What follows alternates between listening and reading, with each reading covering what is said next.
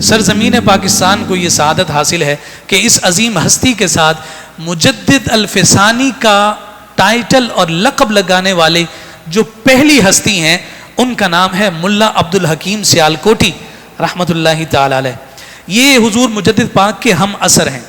یہ دونوں class fellow رہے۔ جب حضور مجدد پاک رحمۃ اللہ تعالی علیہ سیالکوٹ اکتساب فیض کے لیے تشریف لائے تو یہاں مولانا کمال الدین کشمیری رحمۃ اللہ تعالی علیہ کے پاس یہ دونوں بزرگ پڑھا کرتے تھے، حضرت ملا عبدالحکیم سیالکوٹی بھی اور شیخ مجدد الفسانی رحمۃ اللہ تعالی علیہ بھی۔ یہ ملا عبدالحکیم سیالکوٹی رحمۃ اللہ تعالی علیہ وہ ہیں جنہوں نے سب سے پہلے آپ کی ذات کے لیے مجدد الفسانی کے لقب کو استعمال فرمایا۔ یہ جو ملا عبدالحکیم سیالکوٹی رحمۃ اللہ تعالی علیہ ہیں، ان کے بارے میں ہمارے علماء نے بڑی صراحت کے ساتھ ذکر کیا۔ ان کا مزار پرانوار سیالکوٹ میں موجود ہے۔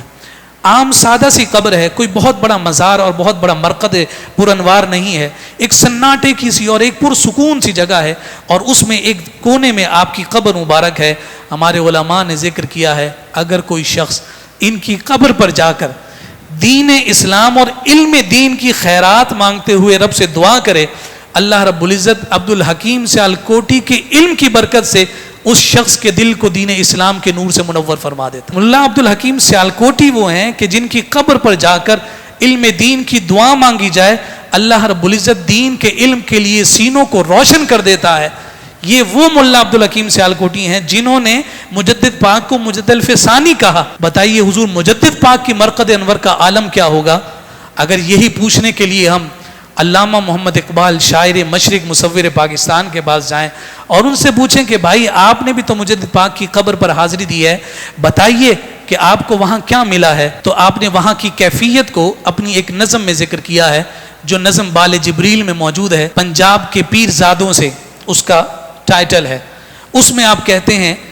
اس کیفیت کو ذکر کر رہے ہیں کہ جب وہ حضور شیخ مجدد الفسانی رحمۃ اللہ تعالی علیہ کے مزار پرانوار پر کھڑے ہیں، کہتے ہیں حاضر ہوا میں شیخ مجدد کی لحد پر،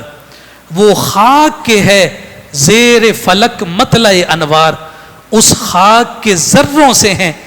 شرمندہ ستارے، اس خاک میں پوشیدہ ہے وہ صاحب اسرار، گردن نہ جھکی جس کی جہانگیر کے آگے،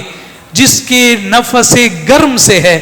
گرمی احرار، وہ ہند میں سرمایہ ملت کا نگہباں، اللہ نے بر وقت کیا جس کو خبردار۔